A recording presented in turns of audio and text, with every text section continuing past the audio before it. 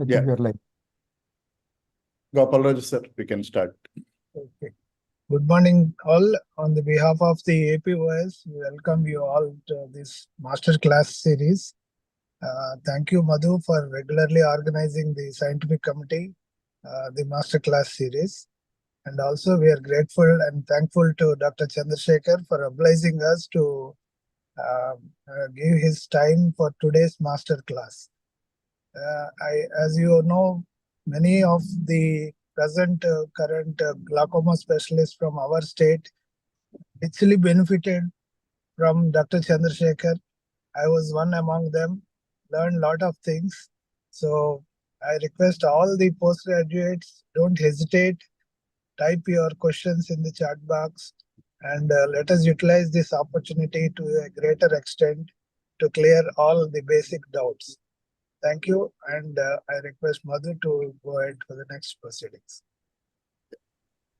Thank you, sir. I think with us we also have our Dr. G.R. Reddy Garu, our immediate past president. I request sir to please address the gathering before we move forward. Thank you, Madhu. At the onset, again, my sincere thanks on behalf of our AP Association and the Scientific Committee to Chandrasekhar Garu for sparing his valuable time to talk with you. Though geographically you belong to Telangana, but genetically you belong to Andhra, and in heart you belong to our association. We always treat you, sir, as our family member, and you don't require any introduction. Glaucoma means Chandrasekhar, and we learned a lot from you. My sincere advice to all the PGs and the practitioners, it is a great opportunity to hear from a great man, Dr. Chandrasekhar Garu, and hear very carefully and try to learn many things. And if you have any doubts, please don't hesitate to ask him and take the opportunity again. And my sincere thanks, sir, for again accepting our invitation. Thank you. Thank you, Madhu. Sir. Now I request Chandrasekhar sir to please go ahead with his presentation without any delay. Thank you, sir, on behalf of the APOS Scientific Committee also for accepting our invitation and being there in this today's webinar. This will definitely benefit all of us with your years of experience and wisdom, sir. Thank you, sir. Thank you, Madhu. Thank you, Reddy. Thank you, Gopal Raju. Hi, Manoj. Thanks, everyone. At the outset, I would like to say that I'm part of AP State Ophthalmic Society. I was the past president of the combined AP State Ophthalmic Society, though I live in Telangana. I consider myself part of all of you, and it's a privilege to be able to share some thoughts and contribute to whatever I can for the advancement of knowledge and patient care in the management of glaucoma. So this is not a comprehensive talk. Just one second. This is not a comprehensive talk on any particular thing, but I thought I'll just cover the diagnosis and management, predominantly of primary open-angle glaucoma, with whatever are the insights that I've gathered over a period of time. So to move on, whenever we see a patient who likely may be having glaucoma, the greatest concerns that we have is probably we will miss a potentially blinding disease, and missing the diagnosis and making the patient blind and being responsible for the patient blindness is what concerns us most. But from the patient's perspective, once we diagnose somebody as having glaucoma, they have to live the rest of their lives with fear of impending blindness. And if our diagnosis is wrong, they have to go through the psychological as well as the physical trauma of the diagnosis and the treatments that we give. The current reality, this is a beautiful concept that I got from one of the European ophthalmologists. The current reality of glaucoma worldwide is that 50% of patients with glaucoma, even in the best of the situations in the developed world, in the population are undiagnosed. In our country, the undiagnosed glaucoma in the population is more than 90%. Because they have not sought our care, we are not responsible in one sense for those 90% undiagnosed glaucomas. But my concern is predominantly for the remaining 50% rule. 50% on treatment do not have glaucoma. That means one of us have diagnosed glaucoma when it is not there. 50% of new patients of glaucoma seen in practice have been seen by one of the eye care professionals in the last 1 to 2 years, and the glaucoma diagnosis has been missed. Once again, one of us is responsible for that. 50% who have been advised treatment do not comply. We are responsible because we have not communicated properly as to what is involved, what needs to be done to the patient. So it is these 50% that we are responsible for. And how do we go about making ourselves better as far as our patient care is concerned is the focus.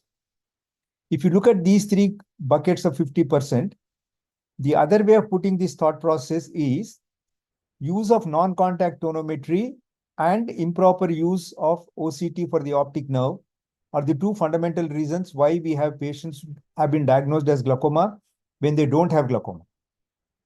Missing a glaucoma diagnosis is because we have not examined the optic nerve carefully or we have not done gonioscopy properly. All these things happen predominantly because our practices are cataract surgery focused.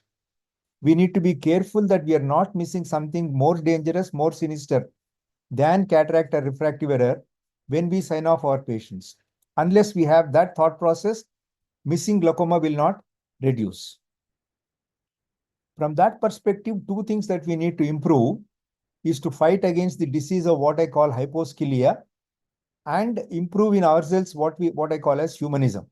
If we all became doctors to serve the humanity, as that's what we said when we got into medical college, and we all want to be good human beings, that humanism element is the other thing that we need to focus on. What do we mean by hyposcilia? Because of the increasing technology that we have, while modern medical technology has greatly enhanced our ability to diagnose and treat disease, it has also promoted laziness, especially mental laziness among physicians. Habitual reliance on sophisticated medical gadgetry for diagnosis prevents physicians from using, this is important, the most sophisticated, intricate machine they will ever and always have, their eyes and their brain. So how do we put these to use and how do we improve on them is the point. I chanced upon these 2 quotes recently. The biggest challenge that our world is facing is natural stupidity and artificial intelligence. The human brain is by far the most complex physical object known to us in the entire cosmos. So that is our property.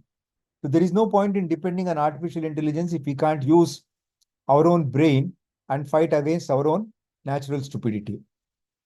Some time ago, I was asked to make a talk on early diagnosis made easy because of the technology that is developing. I think improper use of technology has another name, which is my favorite, called the tyranny of technology. How does it actually translate into our clinical practice? This is how we justify using the imaging technologies. Number 1, we are doing an objective test. Number 2, we have to deal with a lot of uncooperative and illiterate patients. Visual field testing is time consuming. The technology is supposed to actually measure the nerve fiber layer thickness. And we also are taught that 20 to 40% of ganglion cells are lost before a field defect develops. And we're using the state-of-the-art technology. Each of this is actually wrong and a myth. I will try to present some data to disprove all that. So I think my main point is that when we have these lenses at our disposal and we have the versatile slit lamp with us, we need to use our brain and eyes together to improve our clinical skills so that we can serve our patients better. No technology can substitute for the clinical examination. One more quote. Modern research has shown that our eye-brain system is thousands of times more complex and powerful than had previously been estimated. And that with proper training, you can quickly reap the benefits of this enormous potential. So my focus is for you to learn to use your eyes and brains to their full potential, which is an ongoing process, which is what I'm doing also even now. So going on to the nitty-gritty of the diagnosis, some thoughts.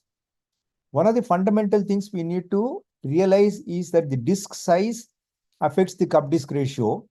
Of the 2 images that you're seeing here, this one is a very large disc with a well-maintained nerve fiber layer, very dangerously looking cup, but is normal physiological cup, one of the largest discs that I've seen. This is the opposite of that, a very, very small disc looks very pink and deceptively healthy. But our focus is to compare the superior with the inferior neuroretinal rim. So the inferior neuroretinal rim is very pale, thinned out. The volume that you have there superiorly is missing inferiorly. If you also look at the background retina, this has a lighter color compared to this area here. This darker retina is an indication of a nerve fiber layer defect. That is one margin. This is the other margin. So all this area is definitely darker compared to what you see on the opposite mirror image. So there is a nerve fiber layer defect. There is a loss of neuroretinal rim. This is what we need to focus on, not just the pink looking nerve and no cup at all.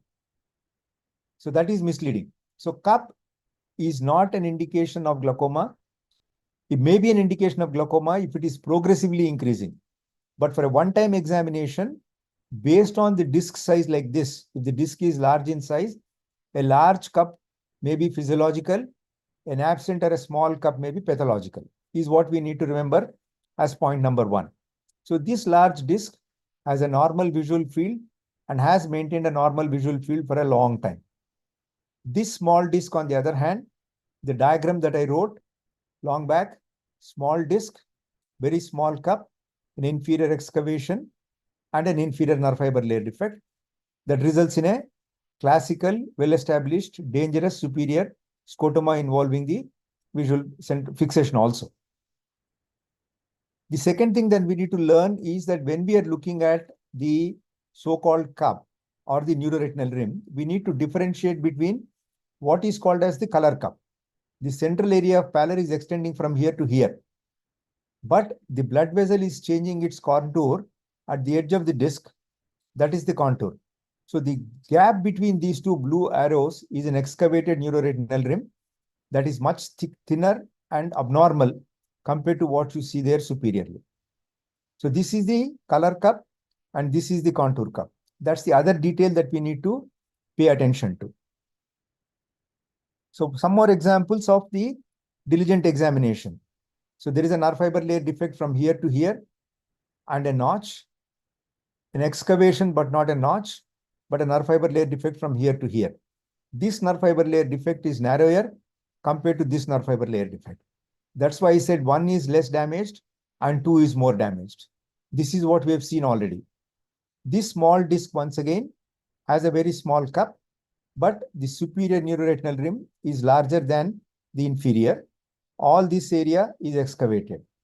What I did not realize when I was examining at that time, and what I know now, is that there is also a situs inversus of the disc.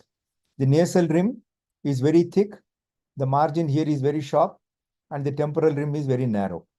The other thing that you notice is there is a darker color inferiorly here as compared to what you see there superiorly, which I did not pick up at that time. So there is a nerve fiber layer defect, there is an inferior excavation, there is situs inversus. So these are the details that we need to pay attention to when we examine the optic disc. Some of the discs that are inferiorly tilted tend to have an inferior excavation. Looking at the course of the blood vessels, what was typically a temporal neuroretinal rim has become inferior.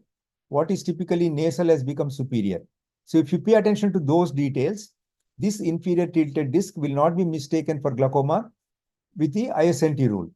So we not only need to look at the neuroretinal rim, but also see the course of the blood vessels and which rim is sharper and which rim is more sloping. As I showed in the previous slide, this is thicker. Usually should be nasal. It's become temporal. So that's why it is situs inversus. This is nasal gone slightly up. This nasal has gone completely up.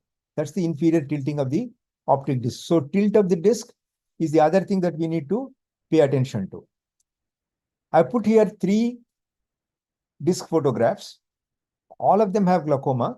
All of them have inferior notch and an inferior nerve fiber layer defect. The idea here is to judge which one has the least amount of damage, which one has the maximum amount of damage. So whether if we can make out how much is the notch here as compared to the notch here, what's the extent of the nerve fiber layer defect here compared to the fovea, What's the extent of the nerve fiber layer defect here compared to fovea? How far from the fovea is the upper margin of the nerve fiber layer defect? How close to the fovea is the margin of the nerve fiber layer defect? So once you make that kind of a judgment, you can correlate the visual field defects much better. Say superior arcuate, not involving fixation because so much of nerve fiber layer tissue is still there. A superior arcuate closer to fixation, one quadrant of fixation is involved, the other quadrant of fixation is spared. A nerve fiber layer defect that is very close to fovea, the superior fixation is completely involved. So this is least damaged. This is the next, and this is the most damaged. So that kind of a judgment is what we need to develop. Anytime a field is done, we need to examine the disc carefully, draw our findings, and then go back to look at the visual fields. If they correlate, we can be happy. If they don't correlate, we need to go back and look at the disc once more as to what we are missing. That is how our experience over a period of time will slowly improve. So this is a classical inferior arcuate scotoma. If you remember the way the nerve fiber layers are progressing from the disc and diverging away towards the nasal retina, you notice that the visual field defect will be very narrow, close to the blind spot. And as you go towards the nasal step area, the visual field defect gradually keeps increasing. That's the arcuate pattern. Classical inferior arcuate scotoma is what you see here. And that is produced by a superior classical nerve fiber layer defect. But when you see visual field defects like this, that do not have the arcuate pattern that I showed you here, are very dense close to the blind spot, become narrow as you go towards the center, and tends to increase, but do not affect the nasal step at all. So this kind of a defect that does not have the arcuate pattern should not be mistaken for an arcuate defect. This is an artifact produced by the patient's head moving away from the lens holder, and the artifact is produced by the lens holder itself. Once you position the patient properly, the visual field becomes normal. Another example of how to look at the visual fields very carefully. So in this patient, the GHT is outside normal limits. There are depressed points in the superior arcuate area that satisfy one of the Anderson's criteria. PSD is less than 0.5%. All three Anderson's criteria are satisfied. So this may indicate a superior visual field defect because of glaucoma, but the false negative errors are 11%. So whenever the increased false negative errors are there, we are overestimating the defect that may actually be present.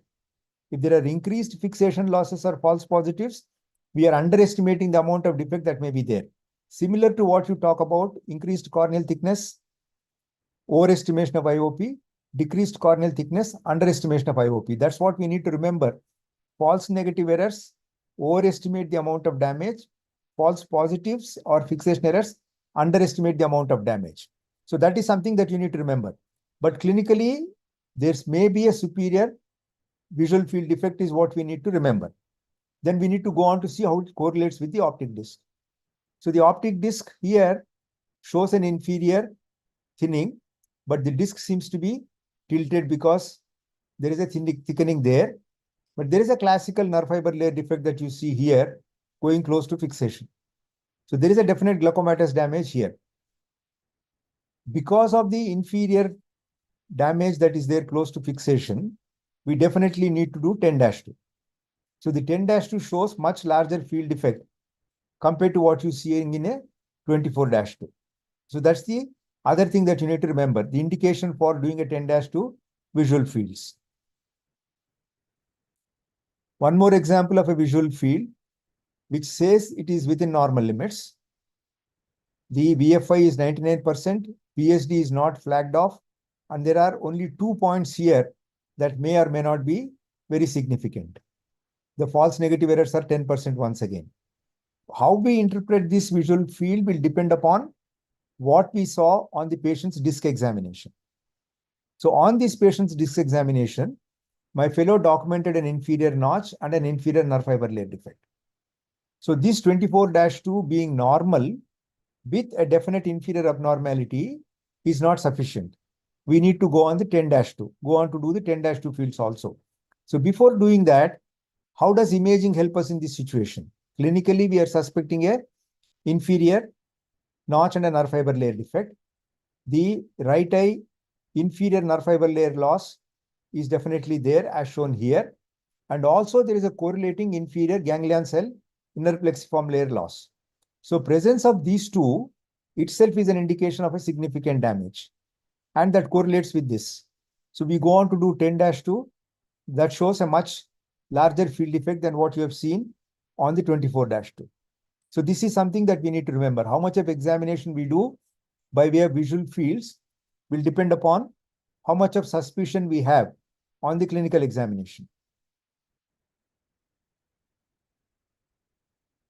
An important point that I learned recently is the so-called susceptible area of the optic nerve head for pressure-induced or glaucomatous damage. If you look at the central black circle, this area represents what we measure in the central 10-2 fields. The glaucoma damage that occurs in the superior neuroretinal rim usually avoids the central area. As opposed to that, the glaucoma damage that occurs in the inferior neuroretinal rim tends to involve the central 10-2 field area. So anytime you are suspecting a damage in the inferior neuroretinal rim, especially if the nerve fiber layer defect is closer to fixation or even otherwise, any inferior damage suspicion, one should always do a 10-2 field. Doing the 24-2C is possible but suboptimal. 10-2 is definitely indicated if you are suspecting an inferior neuroretinal rim nerve fiber layer damage and expecting a superior field loss, like the two examples that I showed you here. Not much damage in 24-2, but significant damage on 10-2. One more example of looking at the disc and the imaging. Here, the inferior neuroretinal rim looks healthy. The nerve fiber layer is normal. The superior neuroretinal rim looks healthy again. There probably is a small hemorrhage, and this area is darker compared to this area. So we are suspecting a superior nerve fiber layer loss. The neuroretinal rim is normal. The neuroretinal rim and the nerve fiber layer is normal inferiorly. What does the imaging show? In the left eye, the imaging shows a superior RNFL loss and a correlating superior GCIPL loss. So even if we did not pick up this damage, the fact that the superior RNFL loss is correlating with the superior GCIPL loss is an indication that it is an early glaucomatous damage. So the point that I'm trying to make here is that when you go on to look for imaging to help you in making the diagnosis, you are probably dealing with an early glaucoma. We all know that in early glaucoma, only one hemisphere is affected. Which hemisphere is affected is what you need to suspect clinically. And if you see a correlating damage in the same area of the optic nerve, then it is probably a true damage. If you see damage not just in that area, but in multiple other areas, it probably means that it is noise. Don't get carried away by a gross nerve fiber layer loss just because it is present on the imaging that does not correlate with your clinical examination. Is the point that we need to remember. If the disease is advanced, even moderate to advanced, we don't need imaging to make a diagnosis. The diagnosis should be made by our clinical examination and visual fields. In the case of early diagnosis, when we are suspecting early disease, we need to depend upon imaging, but look for changes in the imaging only in the areas where we are suspecting the damage to be present by our clinical examination. And in early glaucoma, the damage is usually present only in one hemisphere. That's the important thing that we need to remember. This visual field was unreliable. GHT was within normal limits. PSD is not flagged off, but one of the three Anderson's criteria is satisfied. And that correlates with what we saw clinically as well as what we are seeing with image. So this definitely needs a 10-2 visual field.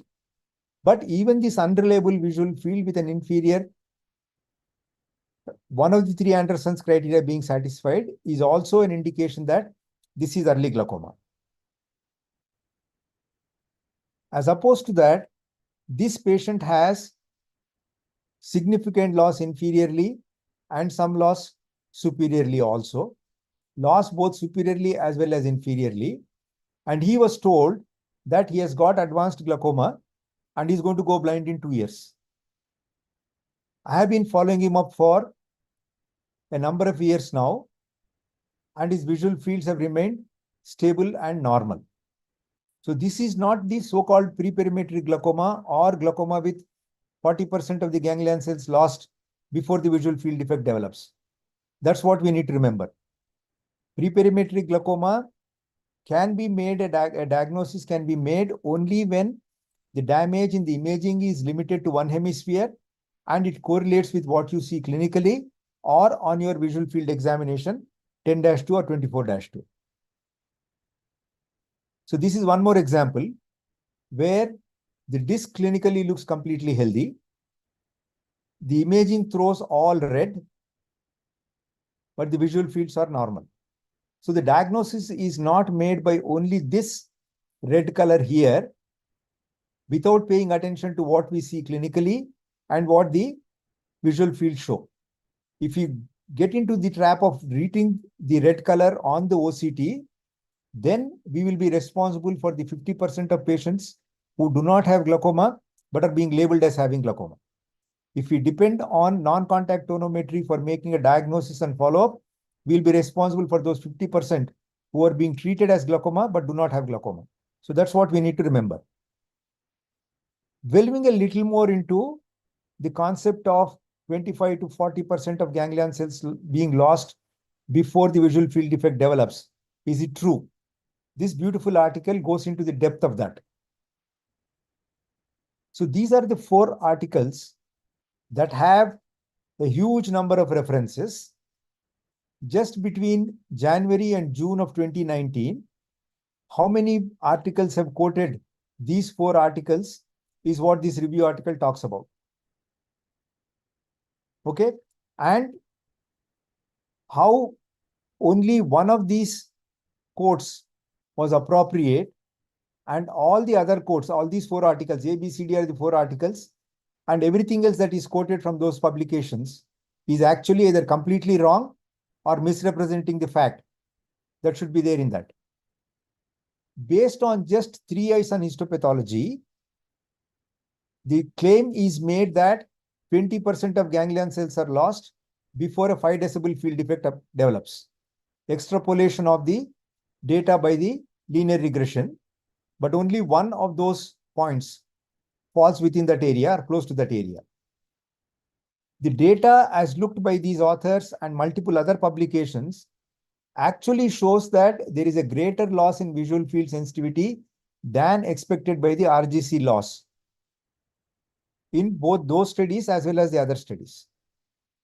So this is as far as the diagnosis of glaucoma is concerned, based on the disc and visual fields. In the interest of time, I did not go into the gonioscopy and the intraocular pressure. Not doing gonioscopy in any patient of glaucoma or any patient of glaucoma whose control is changing is criminal. We don't have time for going into the angle closure glaucoma and gonioscopy now. That's for some other time. But looking at early glaucoma, how we use the disc, the visual fields, and the imaging is what I try to focus on. And I also try to address that the myth that 25 to 40% of ganglion cells are lost before a visual field defect develops is wrong. And we need to do 10-2 fields when we are suspecting.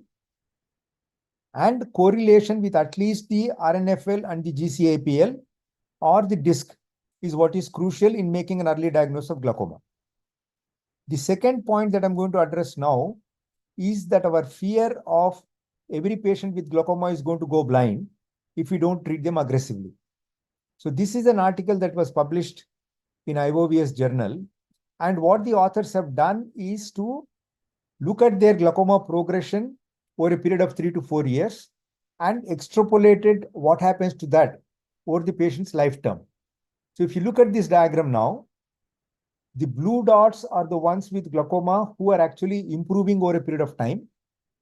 The green dots are progressing, but not progressing rapidly. They don't get into a visual handicap. The yellow dots are progressing. They may get into a visual handicap. The red dots are the ones that are progressing rapidly to actually become visually handicapped. Of the total number of dots that you see, the ones that go on to the yellow and blue and red are relatively small compared to the ones that are blue and green. So this is what happens to glaucoma under treatment, is what we need to remember. Progression worse than 1.5 decibels per year was seen only in 3% of patients. Blindness with a mean deviation on the visual fields worse than 22 decibels was seen in only 5%. Visual impairment was seen in only 10% of those patients. More than 90% of those with blindness had a mean deviation of more than -6 decibels in at least one eye at presentation. So jumping into making diagnosis of the red disease without the visual fields is probably inappropriate, is what I gather from this study. Looking at our own data over a period of time, this is the profile of progression of glaucoma, high tension glaucoma, angle closure glaucoma, normal tension glaucoma in our population. Putting at this data in a different perspective, progression worse than 1 decibel per year was seen in 12 to 15% of any of these three types of glaucoma. 20 to 30% of patients of glaucoma, actually their visual fields improved over a period of time. So improvement in visual fields in glaucoma patients is not a myth, it's a reality. Seen both in the earlier graph that I showed you, as well as our own patient data. But the reality is that there are a lot of patients. This is data from some of our secondary centers. So of the total number of 21,000 patients that were seen, glaucoma in the secondary centers, rural and suburban areas setting, glaucoma was seen in 5% of the patients coming to the OPD. Of these patients, anywhere from 12 to 18% were one-eyed at the time of presentation. So there are a number of patients out in the community whose disease is severe who are not diagnosed. And there are a large number of patients in our care who do not have the disease, but we are more aggressively treating them, is what we need to remember. So from that perspective, I think this quote is very important. It is not the presence or absence of a particular disease that is utmost interest, but the future health outcome for a patient with and without treatment is what we need to remember. So we have, moving on to the management thoughts, we have these three modalities of treatment: medical therapy, lasers, surgery, and so on. Till the 1990s, we had only topical carbonic antagonism inhibitors, PG analogs, and alpha agonists. They also came towards the later part of 1990s rather than in the earlier part. A large part of 70s and 80s, we did not have these drugs. It was only beta blockers and pilocarpine. Subsequently, the number of combinations and the number of new drugs that have come has flooded the market extensively. The relative efficacy of reducing the intraocular pressure is probably maximum for PG analogs, then the beta blockers, then the other group of drugs come. If you look at the so-called more recent Rho kinase inhibitors, they probably have the least efficacy of reducing the intraocular pressure and probably the maximum side effects. So they cannot be the first line of drugs or even the second line of drugs for a large number of our patients. The point I'm trying to make here is that because of the large number of medications that are available, those patients that need more aggressive therapy are being put on too many medications and the surgery is being procrastinated at some cost. This review article published by our group talks about a lot of complications produced by the glaucoma medications.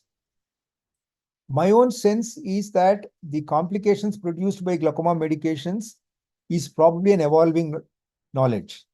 There are patients who are allergic. There are patients who develop drug-induced cicatrizing conjunctivitis. This drug-induced cicatrizing conjunctivitis can be an autoimmune disease occurring per se in glaucoma patients, or it may be an autoimmune disease precipitated by the anti-glaucoma medications.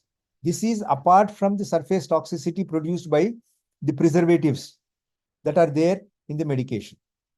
If you want to go into the, this is some of the complications that we see.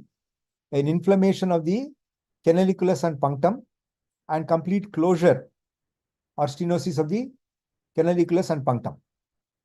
The kind of allergic reactions that we see both on the conjunctiva and the skin. Once again, I'm not sure whether it is totally just drug-induced or drug-induced with an element of autoimmune component. So these are 3 examples from that study. On the anti-glaucoma medications, the surface toxicity of the conjunctiva and the damage to the cornea, once it is stopped. The conjunctival inflammation, once the anti-glaucoma medication is stopped. See the conjunctiva and the vascularization of the cornea. Once surgery is done and the glaucoma medication is stopped, how pristine the cornea looks. One more example of a severe allergic reaction for the glaucoma medications that we use. Without realizing that it is an allergic reaction and the medicine needs to be stopped, if we keep on giving topical steroids, other ointments, and continue the medication, this is what will happen for a long period of time. So the current maximum medical therapy includes 5 medications without pilocarpine. Based on the combination that we use, how much of preservatives, benzalkonium chloride is going in, and how much of the trauma itself being caused by the medications is something that we need to remember. In those situations where there is a definite damage and the disease is progressing, probably one needs to go ahead with surgery. And an ideal surgery, according to Penkow, could be something like this, but probably we do not have it. But trabeculectomy with mitomycin C applied over a larger area can give excellent results in most of the glaucoma patients. This is one of my patients before trabeculectomy, where there was a rapid progression of the visual field. And after trabeculectomy, how the visual field has stabilized subsequently. I will talk now briefly about the principles of glaucoma management for primary open-angle glaucoma. Whenever we come across a patient, in the first visit itself, we need to categorize the patient either one with an advanced damage where the threshold for surgery is very low, or the disease is very early, good compliance, probably slow progression, and relatively elderly age. Here the threshold for surgery is very high. Here, where the disease is advanced, the compliance is doubtful, the progression is rapid, and the patient is relatively young, the threshold for surgery is very low. So based on that threshold, we decide how to follow up the patient. Just an example of early, moderate, and severe disease. If you're dealing with an early or a doubtful disease, the intraocular pressure can be very high, it can be borderline, or it can be normal. So if the intraocular pressure is very high, we put them on medical treatment. If the pressure is controlled, we follow them up. If the pressure is not controlled, we probably are dealing with a secondary glaucoma. High intraocular pressure, IOP not coming down with medication, you probably are dealing with a herpetic viral disease or some other secondary glaucoma. So you need to carefully evaluate, rule out the secondary glaucoma, and then decide if surgery is required, because the pressure is not under control. If the patient presents with a borderline IOP, you continue with medical treatment, you start the medical treatment. If the control is good, you follow up the patient. If the control is borderline, before jumping on to surgery, we have to carefully watch whether there is a visual field progression or not. It's possible that with borderline pressure, their disease can be stable. So we need to continue to follow up the patient if it is stable. Only when it is progressing, then we need to undertake surgery. If the intraocular pressure is normal and you are suspecting disease, you probably need to reassess the diagnosis. You may be dealing with a large physiological cup. You may be dealing with a congenital anomaly of the disc.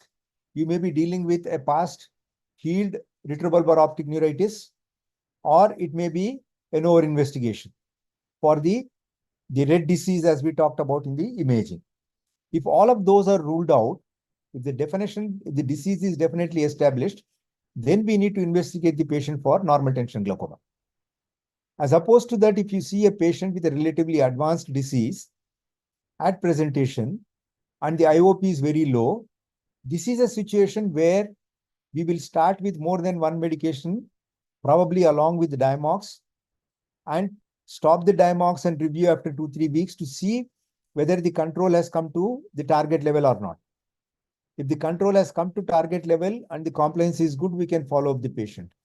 If any of those things are doubtful, we should probably be thinking and talking in terms of surgery rather than procrastinating. Borderline IOP at presentation, we start the medical treatment, we watch for progression. If it is stable, we'll continue. If it is progressing, we think of surgery. But in this situation, we also need to think of the possibility of systemic factors, vascular factors, sleep apnea, and things like that, and investigate the patient before jumping onto surgery.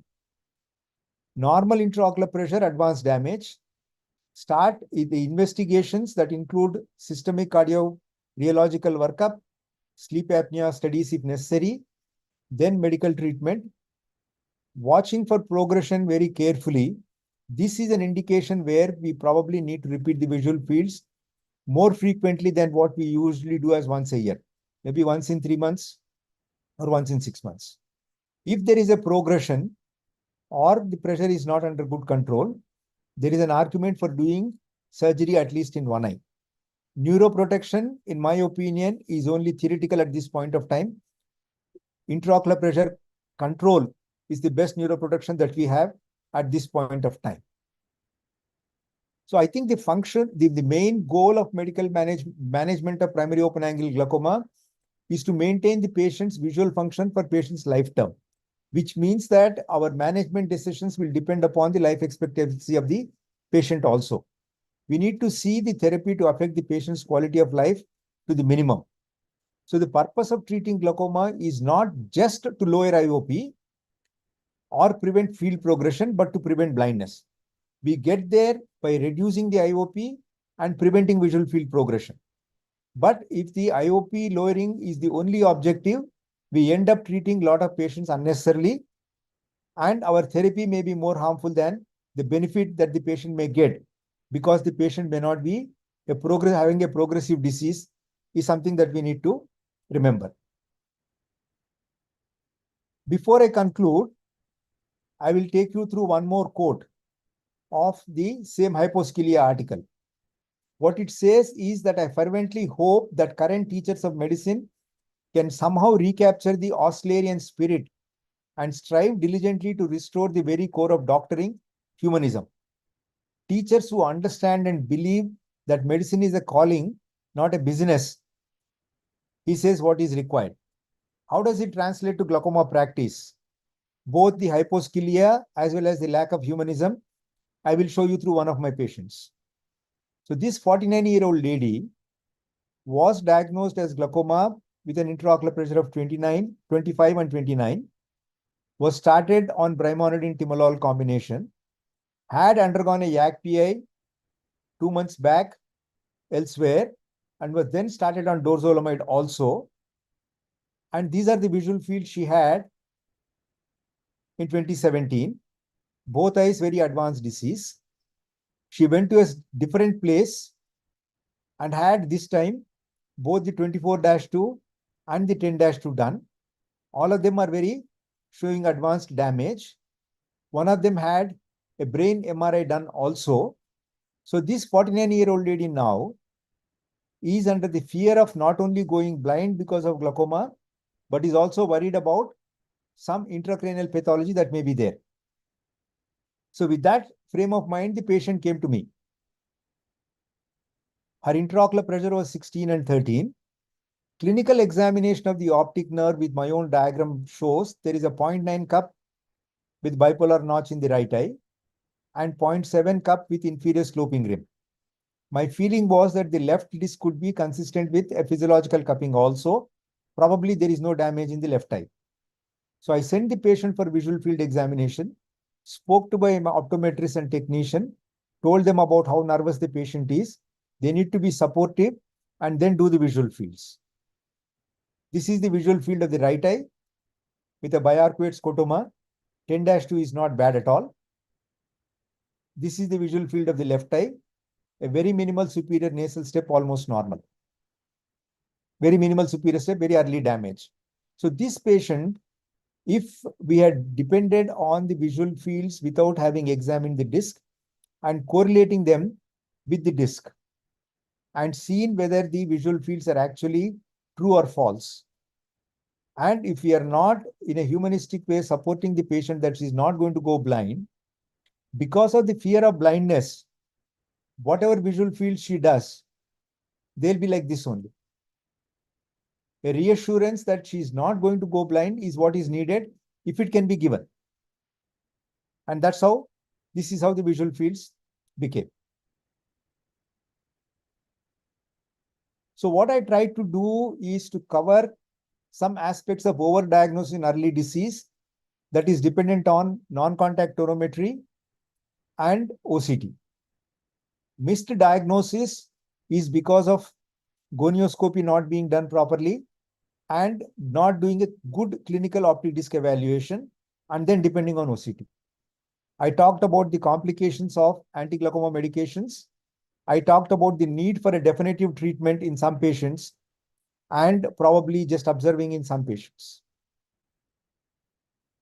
All this, in my opinion, boiled down to our own efforts to avoid hyposcilia, developing and using the eyes and brains to their full potential, and remembering what we pledged in the Hippocratic Oath of being good human beings and good doctors. Thank you for your attention. Thank you, sir. Thank you so much. I think, yeah, clinical skills, the importance of clinical skills you have rightly highlighted, sir, as most of the newer generation doctors are purely dependent on OCT or fields rather than seeing at the optic disc properly. I think that is the most important point that all of the should learn from this particular class of yours, sir. So I think there are a few questions, sir. Like for a beginner, what would be the ideal gonioscopy technique to do? Which gonioscope would you suggest? While I myself have learned gonioscopy with a 2-mirror gonioscope first and then moved on to a 4-mirror gonioscope, most of the residency programs in America start with a 4-mirror gonioscope. The 4-mirror gonioscope is definitely more advantageous than the 2-mirror gonioscope because it affords indentation gonioscopy and allows us to see the relationship between not only the back of the cornea and the iris, but whatever is there behind the iris.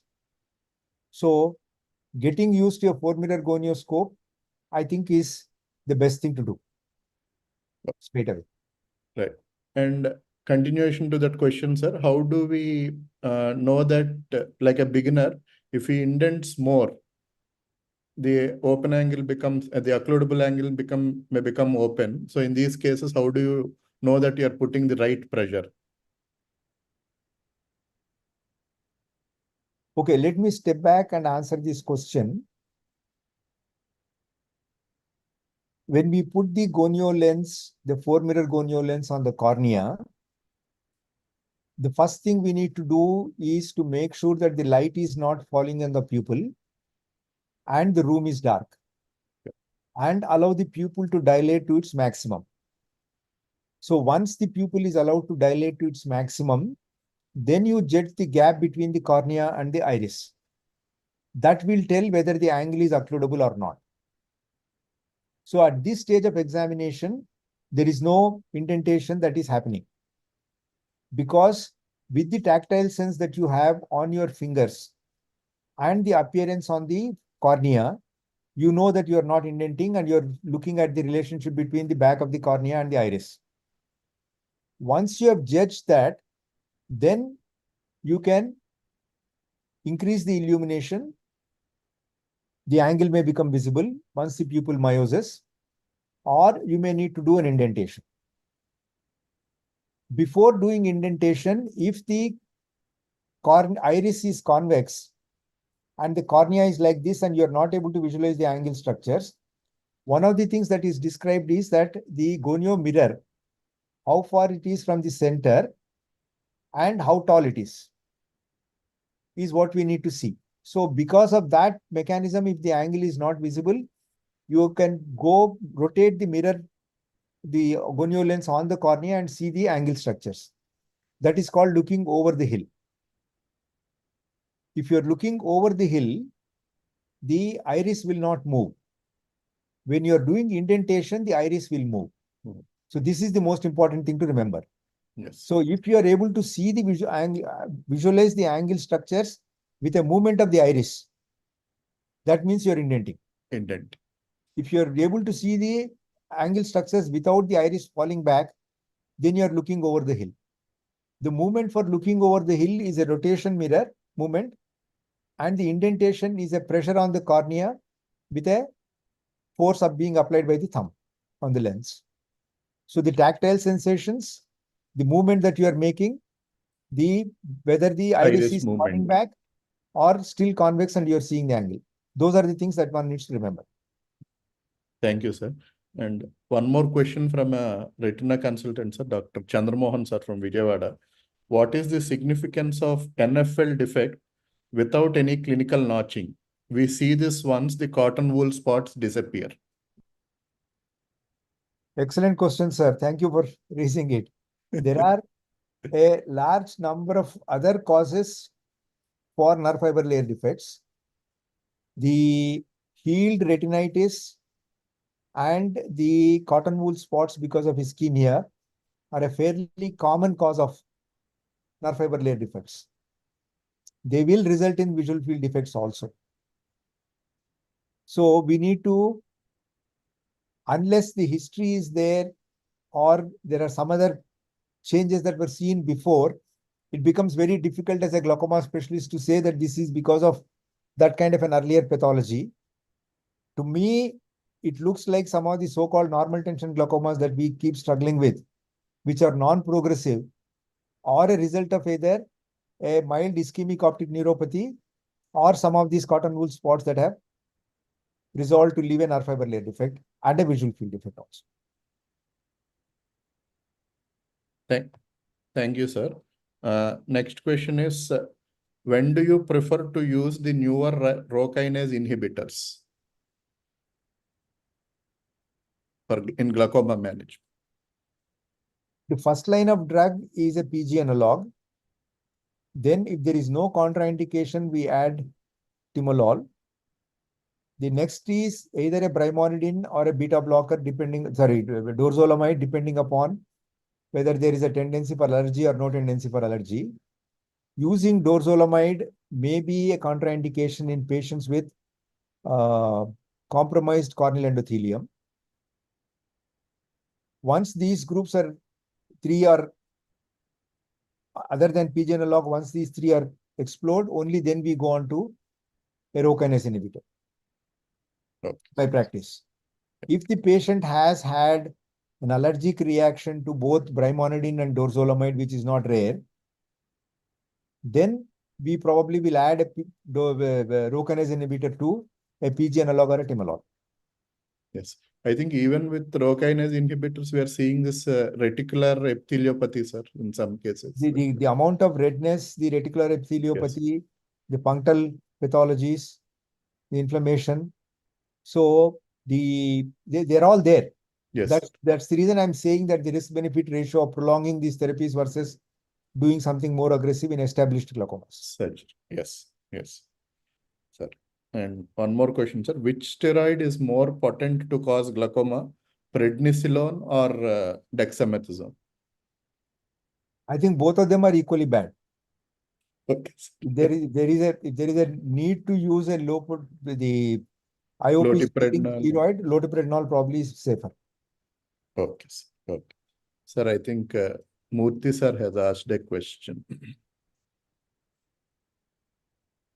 Yes, right off.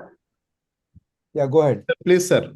Go ahead, sir. So some of the patients have a low PACI to the extent of around 470, something like that.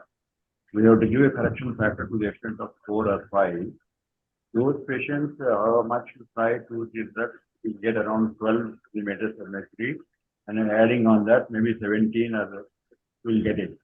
And how do we follow up these patients? These patients are more vulnerable for damage and very difficult to convince them. My patients are normal and still you are asking me to use the drug. This type of questions they are asking. Only thing is how to fix the target IOP in this patient. Very difficult clinical situation. What is the intraocular pressure at which the damage is taking place? I think is the first question. So with whatever is the corneal thickness, if the patient presented with an IOP of 24 or 28 as opposed to 18 or 20, that from there, how much pressure reduction have we got with the medication is what we need to see. Having a fixated idea that this is the target IOP and we need to reach there by whatever means, I don't think is appropriate. Whatever is the medication that the patient can tolerate to get to the lowest IOP that is possible is what we start off with. And based on the comfort level that we have with the target IOP, we will decide how frequently we need to follow up with the visual field examination. If I'm very comfortable with the target IOP, same 470 micron corneal thickness, patient presented with an IOP of 28 or 30, and I've got the pressure to 18. So there is a more than 30% pressure reduction or 16, then I'm more comfortable.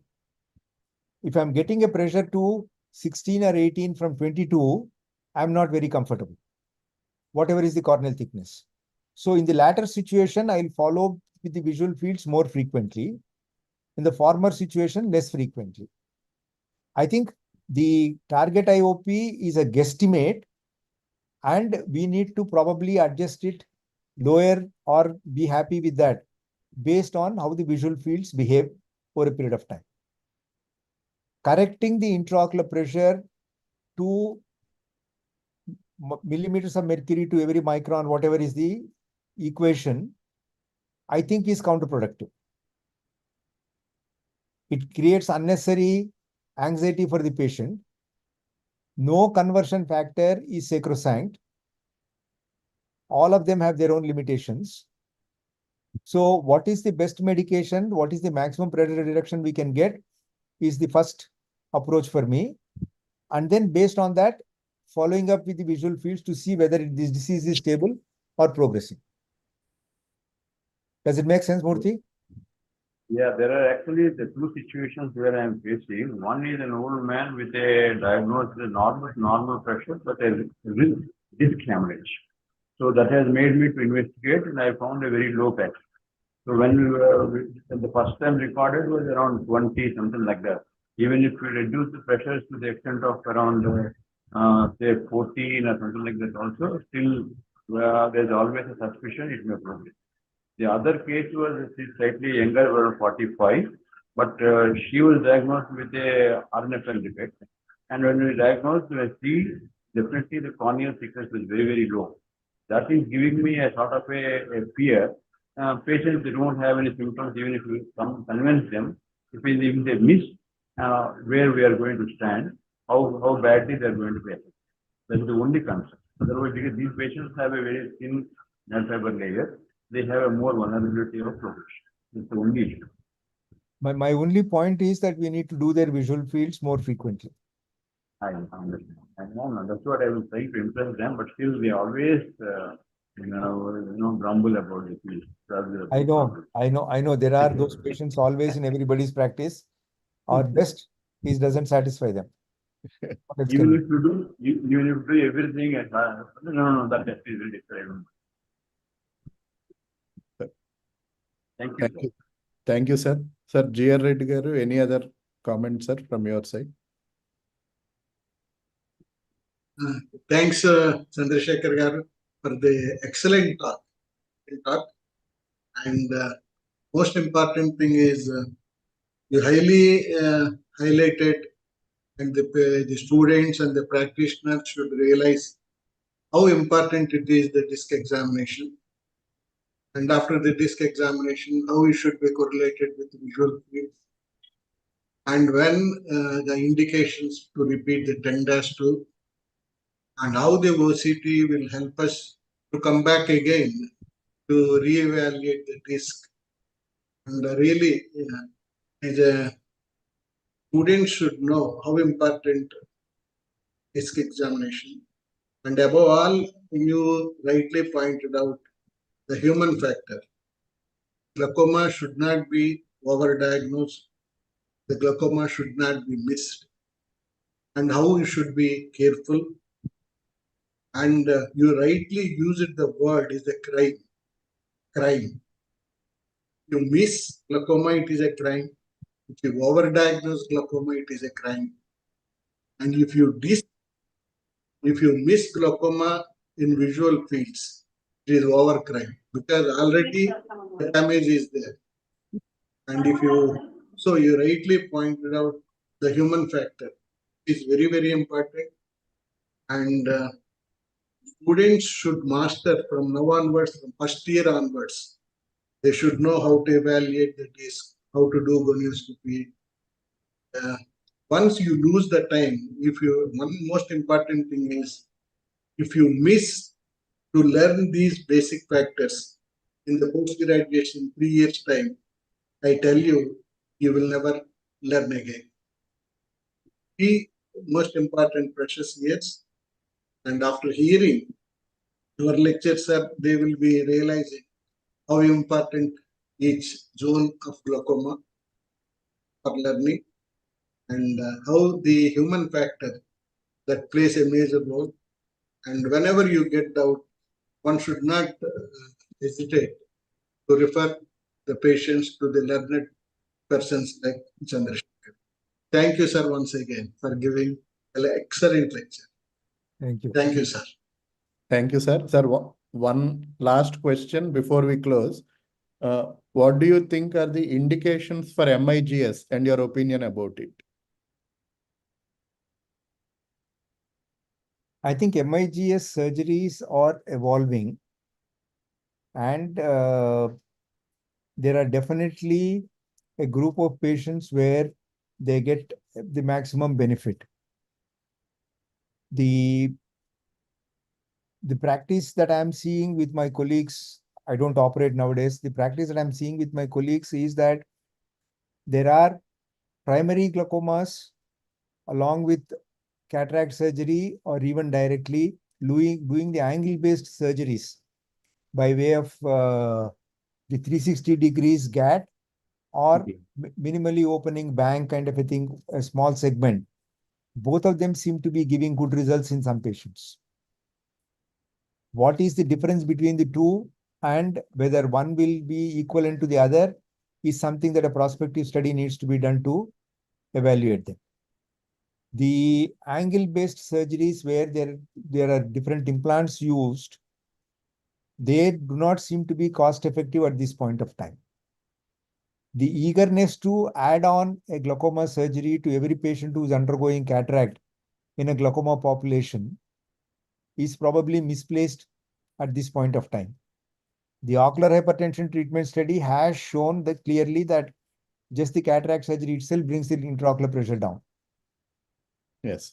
So there is a definite role for these surgeries, and which one, where, and what is an evolving knowledge as it is happening as we talk. And I think time will decide their actual role. Thank you, sir. Thank you for patiently answering all the questions, sir. And we Pleasure. had a great time, sir. Great time, and really. Hi, Ramesh, how are you? Sir, you are on mute, sir. Ramesh, sir.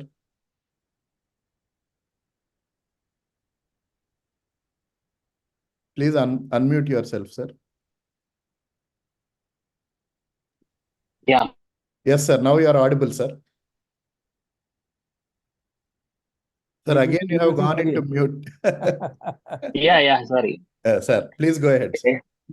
Sir, am I audible, sir? Yes, Yes, yes. you are good to see you, Ramesh. Yeah, Tell us. yes, sir. Thank you, sir. Thank you very much, sir. Nowadays, more often talks like more on OCT than visual fields. Sir, are you going to make any decision depending on the visual fields or depending on the OCT?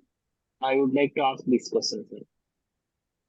I think that making any decision based on OCT alone is wrong. Yes.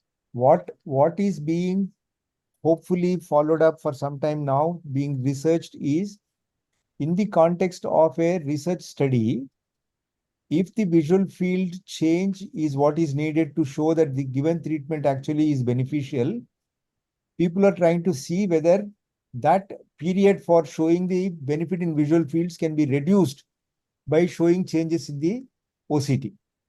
But in a clinical situation, when we are dealing with a given patient, management decisions based on OCT alone without doing the visual fields, I think, is wrong. Okay. Thank you, sir. Thank you very much. Yeah, I think that finishes this session. Thank you, sir. Thank you once again for your valuable time. And on behalf of APOS Scientific Committee, we look forward to much of your teachings in the future also, sir. We are eager to have you on our teaching sessions. And I will come whenever you want me. yes, thank you, sir. Thank you so much. Thank you. I thank you, Video for hosting this scientific session once again. Thank you, sir. Thank you all. Thank you, Raju, and thank you, Reddy. Sir.